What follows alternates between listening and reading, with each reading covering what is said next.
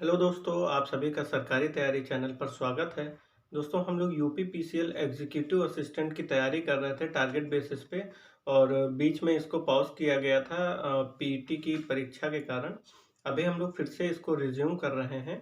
और जैसे हम लोग टारगेट बेसिस पे आप सभी को प्रोवाइड कर रहे थे टारगेट, और नेक्स्ट डे उसकी क्विज हो रही थी। सेम उसी पैटर्न पे ही हम लोग फिर से स्टार्ट कर रहे हैं। हमने डे 3 तक की आपको टारगेट प्रोवाइड किया है। और डे 3 का अभी क्विज़ भी आप सभी की होनी बाकी है। टॉपिक आप सभी को पता होंगे, यदि ना पता हो तो एक बार फिर से मैं आप सभी को दोहरा दूँ। हिंदी में मैंने आप सभी को दिया था छंद के बारे में पढ़ना है। और इंग्लिश में आप सभी को फिगर ऑफ स्पीच दिया गया था। और जीके में 1857 का रिवोल्ट और कंप्यूटर में शॉर्टकट कीज के बारे में पढ़ना है आप सभी को। और करंट अफेयर्स में राष्ट्रमंडल खेल 2022। इन सभी के क्विज आप सभी को मिलेंगी हमारे चैनल पर। और कुछ क्विज़ेस हमारे कम्युनिटी टैब में भी डाली जाएँगी, आप सभी लोग उसको भी अटेंड करिएगा।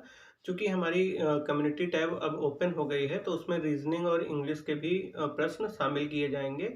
आप सभी को उसमें जाके कम्युनिटी टैब में उसके राइट आंसर को चूज़ करना है। और साथ ही साथ आप सभी को यदि क्वेश्चंस अच्छे लगे हों, तो जो कम्युनिटी टैब में क्वेश्चन दिया गया है आपको अच्छा लगे, तो उसको लाइक भी करिएगा। अब हम लोग डे 4 के टारगेट पे बात करेंगे। यहाँ पे सेम उसी प्रकार से सब्जेक्ट शामिल किए गए हैं।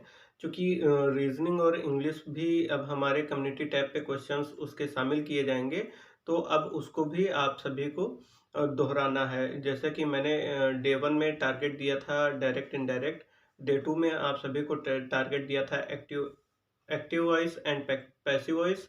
और साथ ही साथ डे डे 3 में आप सभी को फिगर ऑफ स्पीच के बारे में पढ़ने को बोला गया था। तो इन सभी से क्वेश्चंस आप सभी को अब कम्युनिटी टैब में देखने को मिलेंगे। आप सभी लोग वहाँ चकित ना होइएगा कि बिना टारगेट के ये हमें क्वेश्चन क्यों दे दिए गए हैं। मैंने आप सभी को टारगेट 1 से लेके 3 में इन तमाम टॉपिक्स के बारे में पढ़ने को कहा था। और अब यहाँ टारगेट 4 में इंग्लिश को शामिल किया गया है, साथ ही साथ रीजनिंग के भी प्रश्न आपको देखने को मिलेंगे। तो टारगेट 4 में आप सभी लोग नोट करेंगे। हिंदी में आप सभी को समास में पढ़ना है, समास के बारे में कि कौन-कौन से समास हैं, कितने समास के भेद हैं, और कौन सा समास यदि दे दिया जाए कोई वर्ड और बताया जाए, उसमें पूछा जाए कि यह कौन-सा समास है। यदि आप सभी को इस प्रकार से पूछा जाए, जैसे चतुष्पद, तो इसमें कौन-सा समास है? नीचे 4 विकल्प दे दिए गए हैं, आप सभी को उसमें से राइट विकल्प चूज़ करना है। और सेम उसी प्रकार जैसे दे दिया गया नीलकमल, ठीक? तो उसमें भी आप सभी को इसी प्रकार से आंसर देना है। ये सब समास पहचानने के कुछ रूल हैं, उन सभी को आप लोग पढ़ेंगे। साथ ही साथ यह भी देखने का प्रयास करेंगे कि कितने समास के भेद हैं, और भेद हैं तो वो कौन-कौन से हैं। जैसे तत्पुरुष समास, बहुव्रीहि समास, कर्मधारय समास, इन सभी चीज़ों के बारे में आप लोग अच्छे से पढ़ेंगे। इससे देखने को प्रश्न आपको मिलेंगे, एग्ज़ाम हॉल में भी मिलेंगे, और साथ ही साथ मेरी क्विज़ में भी इन सभी पे प्रश्न शामिल किए जाएँगे। अब हम लोग बात करेंगे इंग्लिश की। देखिए, हम लोग इंग्लिश में कौन-कौन से टॉपिक पढ़ चुके हैं अभी तक की, जो कि हमारे एग्ज़ाम के लिहाज से इम्पोर्टेंट भी हैं, और उन्हीं से ही प्रश्न आप सभी को देखने को मिलेगा। हम लोगों ने अभी तक देखा है active voice and passive voice, direct indirect, figure of speech. अब हम लोग को पढ़ना है जो कि इम्पोर्टेंट भी है परीक्षा के लिहाज से। पढ़ना क्या है, इसमें आप सभी को प्रैक्टिस करना है। अनसीन पैसेजेस जिसको कॉम्प्रिहेंशन कहते हैं, उन सभी की आपको प्रैक्टिस करना है। पीईटी की परीक्षा में भी आप सभी को अनसीन पैसेज देखने को मिला है।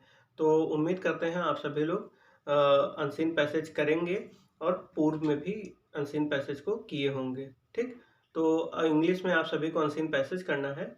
और जीके में आप सभी को पढ़ना है कांग्रेस के कितने अधिवेशन हुए हैं, किस अधिवेशन में किसने अध्यक्षता की, और किस अधिवेशन का क्या मुख्य विषय था। इतनी चीज़ें यदि आप लोग कांग्रेस के अधिवेशन के बारे में पढ़ते हैं, तो मुश्किल ही है कि कोई भी प्रश्न आप सभी का कांग्रेस अधिवेशन से गलत हो पाए।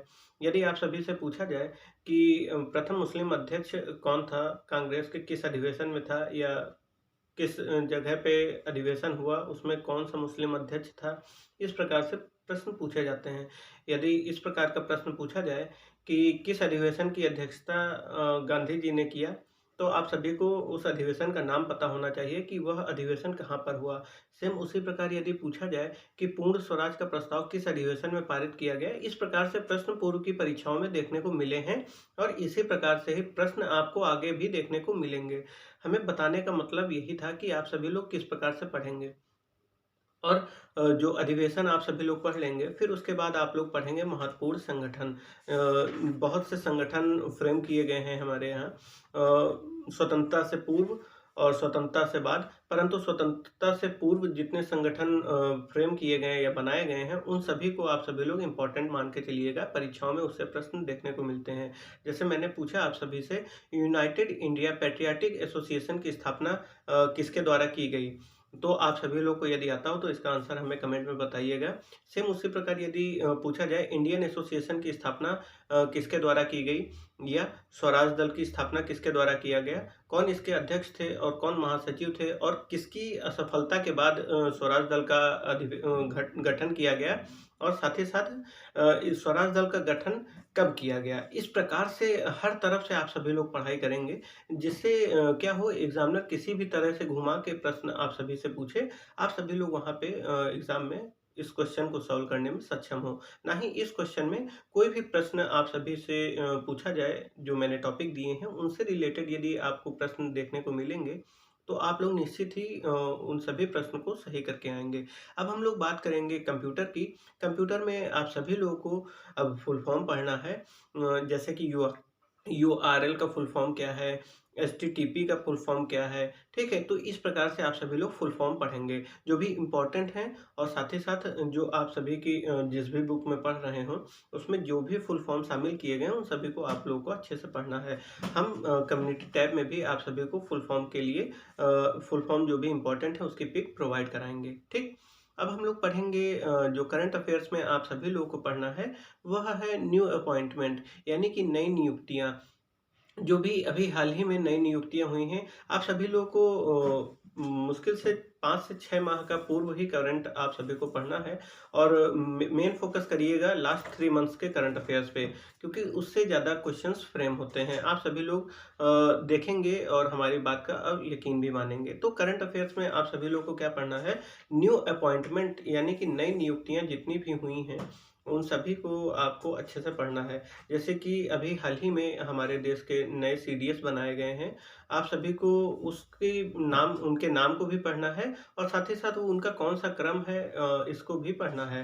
आप सभी को यदि इसका भी आंसर आता हो तो इसका आंसर भी हमें कमेंट में बता सकते हैं। साथ ही साथ यदि पूछा जाए कि भारत के वो तो मैंने पूछा भी था और आप लोग कमेंट भी किए थे और अभी कौन-सी नई नियुक्ति हुई है? मुझे याद नहीं आ रहा है। और इसी प्रकार से आप सभी लोग नई नियुक्तियाँ ही पढ़ेंगे जो भी न्यू अपॉइंटमेंट्स हुई हैं, ठीक? और रीज़निंग में आप सभी को चलिए एक न्यू अपॉइंटमेंट आप लोग बता दीजिए। भारत के भारत के वाइस प्रेसिडेंट यानी कि उपराष्ट्रपति वर्तमान में कौन है और उनका क्रम कौन-सा है, ठीक? इसका आंसर आप सभी लोग हमें कमेंट में देंगे। अब हम लोग बात करेंगे रीज़निंग की। अब आप सभी को इनसे भी देखने को प्रश्न मिलेंगे हमारे कम्युनिटी टैब पे, क्योंकि क्विज़ में संभव है इसको शामिल करना।